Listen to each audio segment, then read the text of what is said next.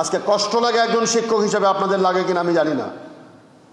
এত এত সব কমিশন হলো, শিক্ষা সংস্কারের জন্য বাংলাদেশে কোনো কমিশন করা হলো না কেন?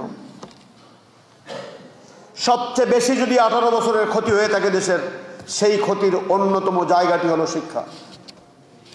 যেখানে বানর থেকে মানুষ তৈরি হয়, মুসলমানদেরকে শেখানো হয়, তার চেয়ে বড় ক্ষতি আর কি হতে পারে শিক্ষা?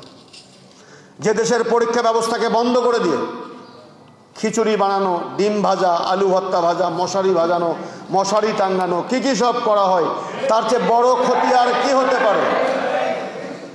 যে দেশের সিলেবাসে বিদেশের বই থেকে বড় বড় সব লেখকরা, নাম বলতে চাই না, কপি পেস্ট করে ব্লেন্ডিং করে আমাদেরকে বিজাতীয় সংস্কৃতি শিখাতে চায়।